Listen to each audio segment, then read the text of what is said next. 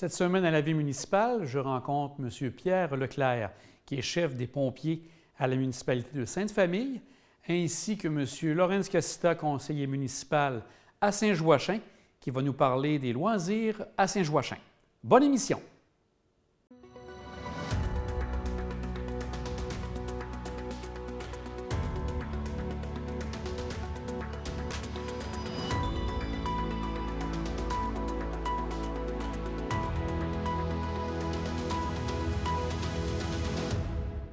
Pour la première entrevue de l'émission, je rencontre M. Pierre Leclerc, chef des pompiers de la municipalité de Sainte-Famille, qui va nous parler plus en détail du service incendie de sa municipalité. On écoute l'entrevue à l'instant. Monsieur Leclerc, ça fait combien de temps que vous êtes chef de la brigade ici? Pour la municipalité de Sainte-Famille, ça fait 9 ans. Déjà? Déjà. Et étiez-vous déjà pompier aussi? J'ai fait une carrière de 35 ans pour la Ville de Québec. OK. Comme pompier. J'étais un retraité de la Ville de Québec. OK. Puis comme pompier à Sainte-Famille, ça fait depuis 20 ans que je suis pompier à Sainte-Famille. Je suis aussi résident de Sainte-Famille. OK. Donc, comme vous disiez, vous étiez à Québec. Quel était votre rôle à Québec? C'est toujours intéressant de voir comment ça vous a amené ici. J'ai terminé ma carrière à la caserne 2 dans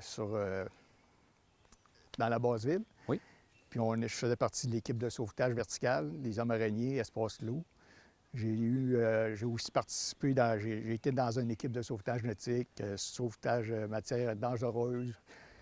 J'ai fait un peu toutes les parties, mais en tant que lieutenant. En tant que lieutenant? À Québec. Okay. Et donc là, vous avez été... Si on regarde ce que vous faites ici présentement pour Sainte-Famille, plus petite municipalité, versus Québec, les grandes différences, ça ressemble à quoi au niveau de votre travail? Les grandes différences, c'est le nombre d'interventions. Le nombre d'interventions t'amène à avoir une expérience qui s'acquiert avec les interventions. La disponibilité, la certitude d'avoir du monde, des effectifs minimum sur chaque intervention, ce qu'on n'a pas ici. Ici, on peut arriver sur une intervention, on va être 4, on va être 10, on va être 20. On ne sait jamais, parce que c'est des pompiers volontaires. Mais ici, à Sainte-Famille, on a la chance d'avoir, dans un rayon de 500 mètres de la caserne, environ 6 pompiers. Ah, OK. Fait que ça aide à nos délais, là. Ça, c'est une des grosses différences. La formation, c'est une grosse différence. C'est pas les mêmes prérequis, là. On n'a pas les spécialités, entre autres, de sauvetage vertical, sauvetage nautique, on n'a pas ça. Hazmat, on a un certain niveau, mais minimum. Si on a besoin d'upgrader, si on peut dire, on peut faire appel à la municipalité de Québec, là. OK. Après ça, comme différence, je dirais les budgets. Oui. Les budgets, c'est le nerf de la guerre, là. Tout à fait. Fait que c'est pas mal ça, les bonnes différences. Les bonnes différences de ce côté-là. Donc, si on regarde, vous avez quand même un bon équipement, malgré tout, ici à Sainte-Famille, de ce qu'on constate. Vous avez combien de pompiers en tout pour la brigade ici à Sainte-Famille? Ici, on a 19 pompiers de tout genre de métiers. On a des producteurs agricoles, des mécaniciens, on a des monteurs d'acier, des menuisiers. Toutes des qualités qui sont pertinentes au métier de pompier, là. Ça prend des personnels manuels. On a aussi des pompières. Ah oui? On a 2 Ah, pompières. bien. Oui. Puis on donne aussi le service de premier répondant. OK. Ah, donc, service de premier répondant, donc vous êtes là, quand il arrive un accident, avant que les ambulanciers arrivent, vous offrez ce service? Ici, là, mettons que vous appelez pour un infarctus à Sainte-Famille, là, si on prend un délai pour la CETAC ou les ambulanciers de Québec, c'est en moyenne 25 à 30 minutes. Fait que nous, on coupe ce délai-là en 2. Fait que les 10-15 premières minutes, on est présent en attendant l'ambulance. Puis on stabilise la personne, là, un peu comme il se fait dans d'autres villes. Mais c'est seulement pour la partie est de l'île qu'on donne ce service-là. Saint-Pierre, eux autres, sont auprès des grands centres, fait qu'ils n'ont pas besoin de PR, là, mais OK. À Sainte-Famille, Saint-François, on donne le service PR ainsi qu'à Saint-Jean. Et ça, c'est sûrement une formation supplémentaire, plus que seulement premiers soins. Ouais. Ça fonctionne comment, cette formation-là? Il y a des niveaux de PR. En fonction de ton niveau de PR, tu réponds à, mettons, le choc anaphylactique, infarctus, blessure, hémorragie, ainsi de suite, là. Comme là, vu qu'on a le sauvetage hors route, bien, on a upgradé notre niveau de PR pour pouvoir transporter les patients puis les stabiliser, là. Puis c'est une formation qui est donnée par le CIUS. OK. Ainsi qu'il y a des pratiques il y a des minimums de pratiques et de maintien de compétences là, qui sont requis. En principe, ça fonctionne de même. Et si on regarde dans une année, parce qu'on peut regarder, si on sépare les deux, en intervention incendie, ça peut ressembler à combien d'interventions par année?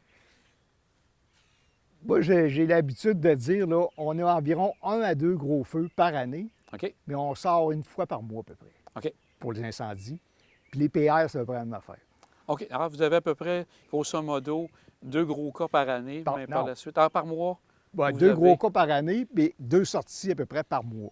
OK. Autant PR, autant que pour les incendies, comme C'est vous ça. dites. Pour une population de 800 habitants, c'est quand même pas pire, là.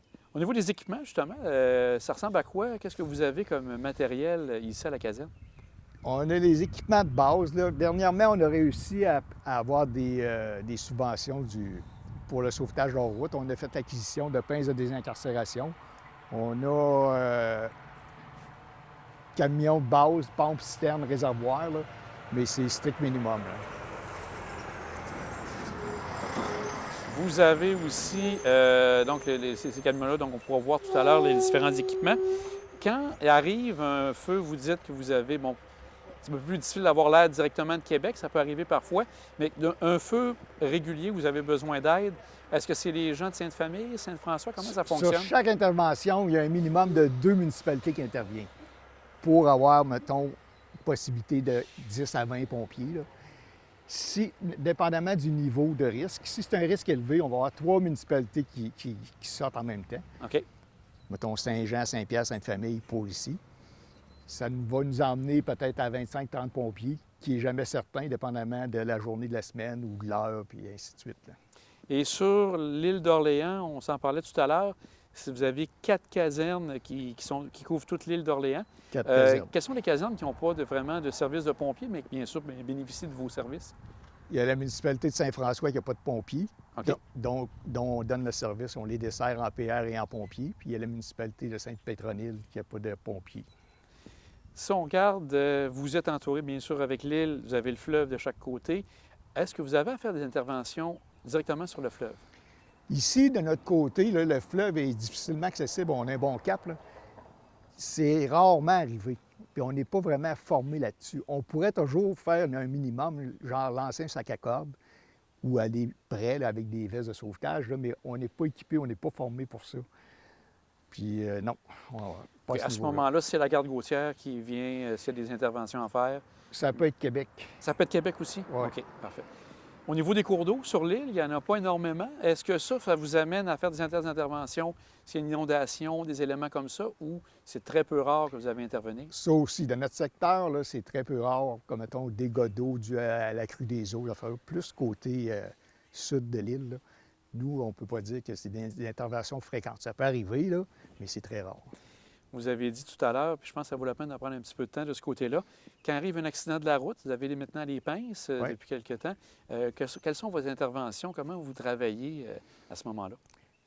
Bien, ça, les pinces de désincarcération, c'est un nouveau service qu'on offre aux citoyens, là. Puis quand on a commencé, moi, je tenais à ce que, étant donné que personne n'avait beaucoup d'expérience, c'était nouveau, j'étais à peu près le seul qui en avait manipulé, là. OK. On a demandé à ce que Saint-Jean et Sainte-Famille interviennent en même temps pour s'entraider au cas où il arrive des pépins, puis, ou un bris mécanique, ainsi de suite, là.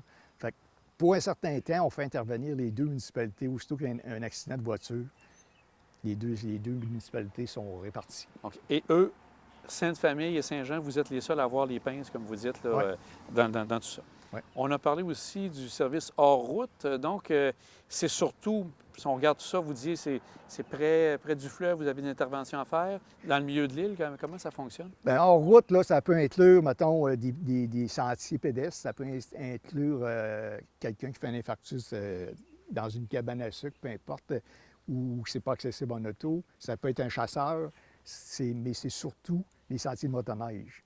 OK. Sentiers de motoneige, les accidents, ça, on peut se dire à peu près une moyenne de 1 ou 2 par année qu'on intervient, là, pour les sortir, les apporter dans un lieu carrossable pour qu'ils soient pris en charge par les ambulanciers, là. Si on regarde aussi, vous avez un poste de la Sûreté du Québec à l'île d'Orléans. Oui. Les liens que vous avez avec la Sûreté, ça ressemble à quoi? Est-ce que vous vous rencontrez assez régulièrement pour parler intervention, parler des événements qui sont passés? Ou, Non, il n'y a pas vraiment de... C'est regrettable aussi, mais il n'y a pas vraiment débriefing qui se fait avec la Sûreté. Mais il y a un travail qui se fait. Ils sont répartis en même temps que nous. Eux autres, ils ont un mandat là, d'assurer la sécurité pour ces interventions. Parce que quand on arrive sur une intervention, on peut être 4 camions incendies, plus les 20 autos des pompiers volontaires qui arrivent. Fait que là, ça mobilise, ça fait un peu de circulation autour du site, là.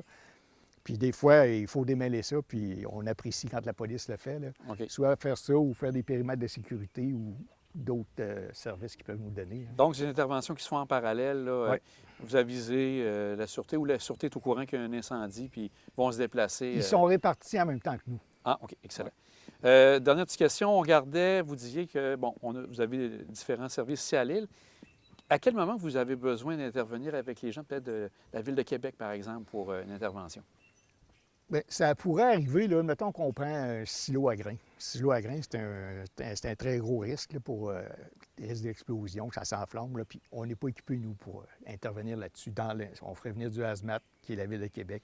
On pourrait faire venir la Ville de Québec pour une échelle. On se rappelle, ben, ça fait déjà un certain temps, là, mettons 30 ans, l'église de Saint-François qui avait nécessité une échelle. OK. Fait que pour des véhicules comme ça, on pourrait aussi les appeler pour avoir des systèmes supplémentaires pour voyager notre eau, parce qu'ici, on n'a pas de bonne fontaine, là. On voyage l'eau de lacs ou de réservoirs souterrains pour pouvoir éteindre nos feux, là. Excellent. Dernière petite question. Est-ce qu'il y a d'autres éléments que vous voyez du système du service incendie de ce côté-là? Est-ce que vous avez d'autres interventions que vous faites qu'on n'a pas peut-être eu l'occasion de parler? Bon, on fait de la prévention. OK. Ça, c'est une des belles parties puis qu'il ne faut pas négliger, là.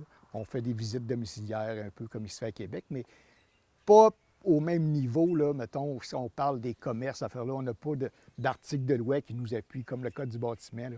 La municipalité n'a pas adopté, fait qu'on n'est pas outillé pour mettre trop de pression sur les normes, mais on a des règlements minimums comme le détecteur de fumée à l'intérieur des résidences. Là, on vérifie ça, mais on fait une inspection de base.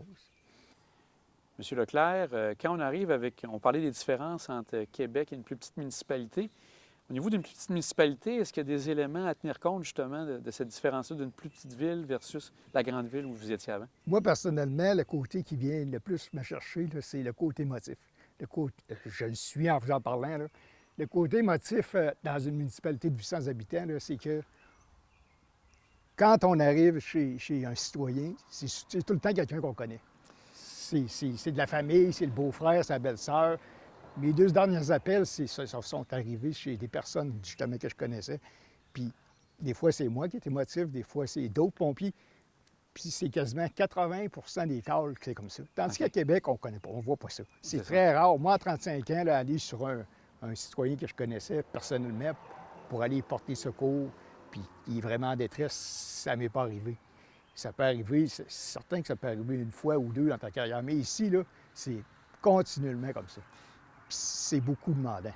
Et pour baisser cette pression-là, une fois que l'événement est passé, avez-vous de l'aide psychologique? En discutez-vous entre pompiers pour vous seconder? Parce que on fait des espèces de débriefing. Il y a un peu d'aide psychologique, mais ça, c'est de ce temps-ci en plus, là, c'est très difficile à obtenir. Les psychologues, ils sont débordés de tous côtés, là. Mais j'ai des personnes, là, comme, mettons, le niveau PR, là, après avoir fait certaines actes sur des personnes qui connaissaient, demandent à plus d'en faire, restent pompiers, mais ils font plus de PR. OK. Ou d'autres, l'inverse, font plus de pompiers, font du PR, parce que il y a du post-traumatique beaucoup. Merci beaucoup, M. Leclerc. C'est très éclairant de votre système de service incendie. Ça fait plaisir. En complément d'information, les pompiers de Sainte-Famille doivent se rendre au lieu d'incendie avec leur véhicule, à part bien sûr ceux qui doivent utiliser les camions de pompiers pour se rendre au lieu d'incendie.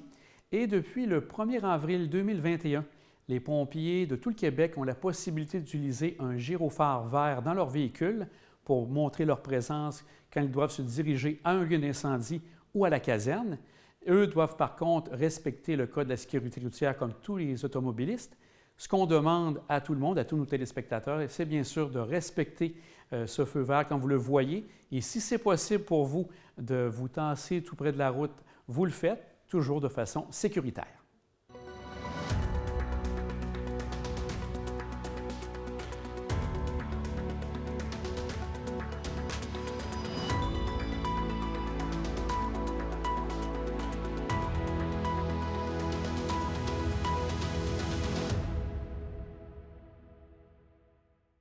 On a tous de bonnes questions sur le vaccin. Pourquoi continuer de se protéger après avoir été vacciné contre la COVID-19? Même quand un vaccin est déclaré très efficace, il ne nous protège pas à 100 %. Plusieurs mois vont être nécessaires pour protéger une part suffisamment importante de la population. Pour ces raisons-là, la distanciation physique de 2 mètres, le port du masque et le lavage fréquent des mains sont des habitudes à conserver. Le vaccin, un moyen sûr de nous protéger. On a tous de bonnes questions sur le vaccin. Pourquoi faut-il se faire vacciner si on peut vaincre naturellement la COVID-19? Les personnes vaccinées contre la COVID-19 sont protégées de cette maladie. Elles risquent donc moins d'avoir des symptômes ou de souffrir d'une maladie grave. L'ensemble de la population est susceptible d'attraper la COVID-19 et l'unique moyen de se protéger de cette maladie, c'est la vaccination. C'est la solution retenue aussi par toutes les provinces canadiennes et tous les pays à travers le monde. Le vaccin, un moyen sûr de nous protéger.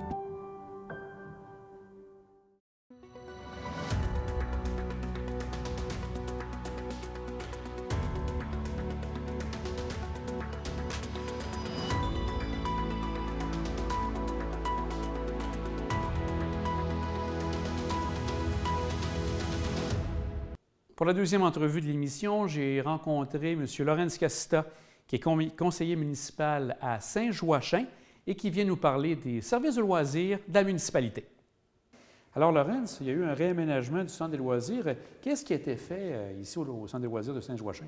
Le réaménagement a été complet au centre de loisirs. Tout d'abord, je veux vous souhaiter bienvenue dans ce nouveau centre. Ah oui. Il a été réaménagé au complet, autant la peinture, autant la cuisine, la salle de toilette. Tout a été réaménagé du côté au niveau des sports, des loisirs pour les gens, la patinoire, tout ça. Tout a été réaménagé. Ça a commencé quand est-ce?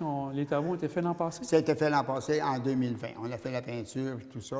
Vous savez qu'avant, ce qu'on avait, c'était... le mur était peint.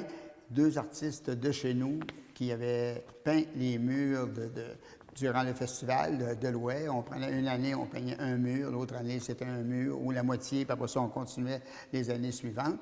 Et puis, c'était Adrien Bolduc et Claude Paré de Beaupré, qui est décédé aujourd'hui, malheureusement, qui avaient peint les murs. Et on a gardé quand même des souvenirs de tout ça. Et ça a pris combien de temps de faire les travaux, Laurens?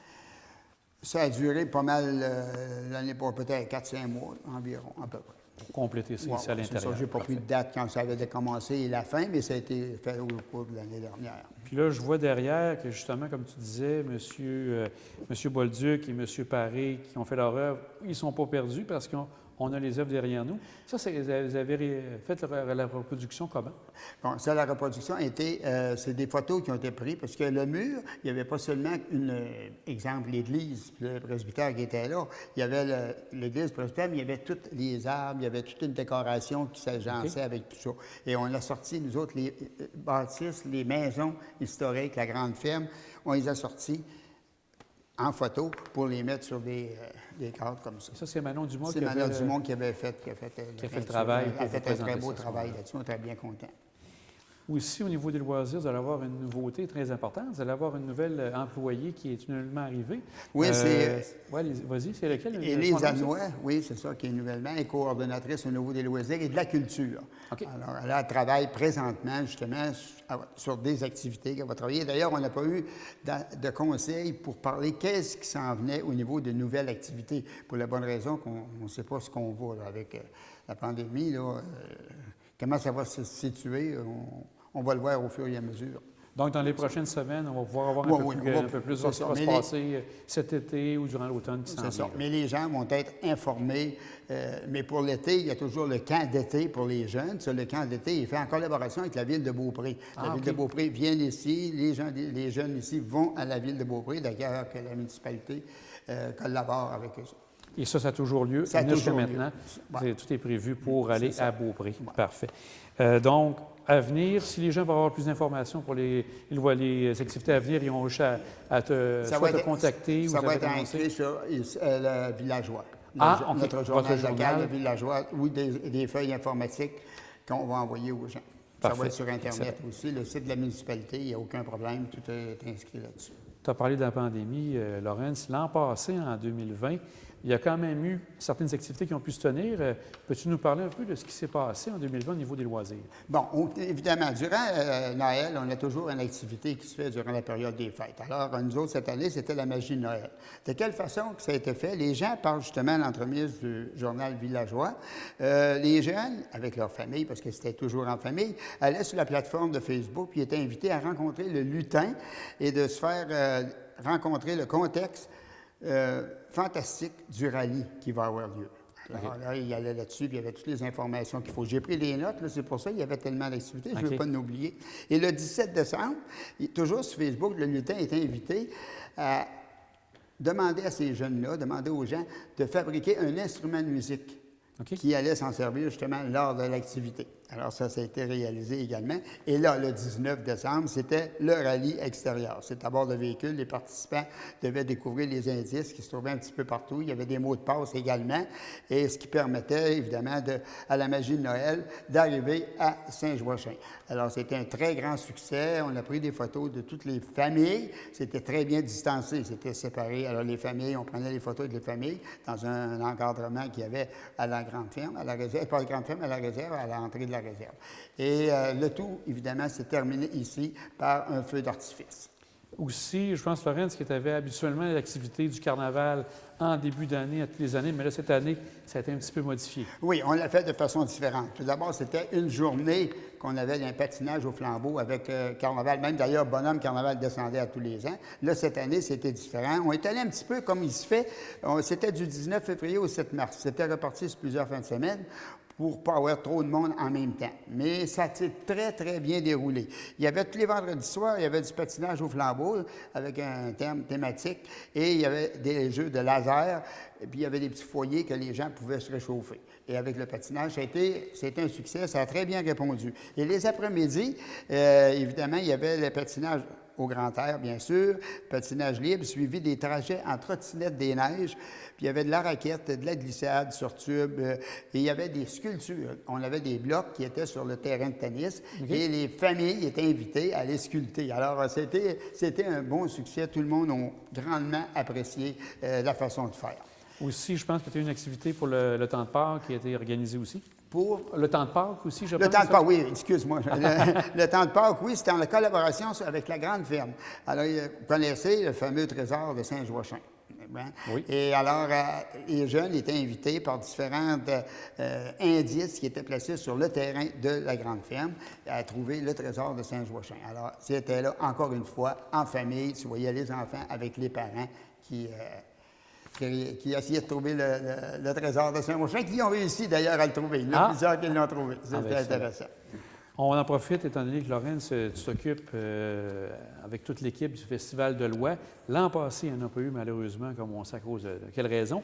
Cette année, là, c'est pas encore sûr. Est-ce que vous avez quand même quelques idées au cas où il y aurait des possibilités? Oui, c'est sûr que pour nous autres, si on a la possibilité, dépendamment, c'est la distanciation qui est importante, parce que quand on a le chapiteau que vous connaissez au niveau du festival qui rentre en 250 et 300 personnes, mettons ça un petit peu plus vaille, en 250 et 300 personnes, s'il faut qu'on ait une restriction puis qu'on soit obligé de mettre seulement 100 personnes, c'est pas rentable quand même. Il faut quand même...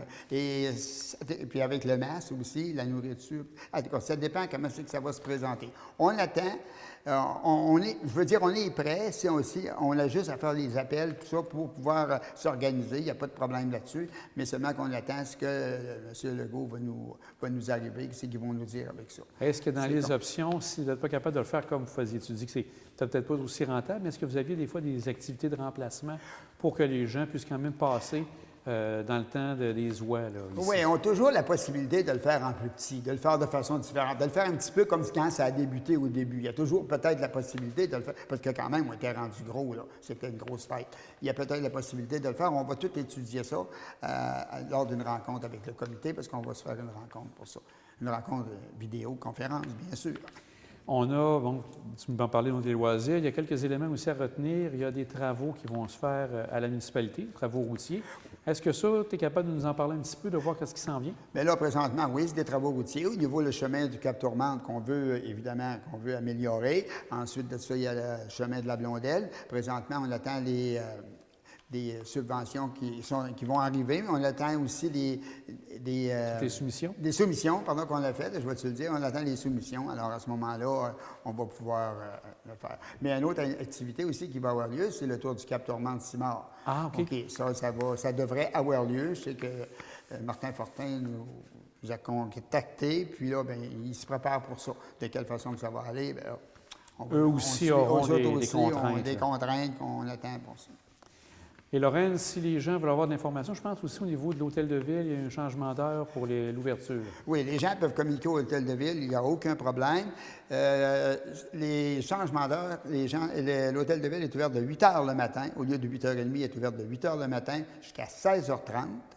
Et du lundi au jeudi, et le vendredi, c'est de 8 h jusqu'à midi.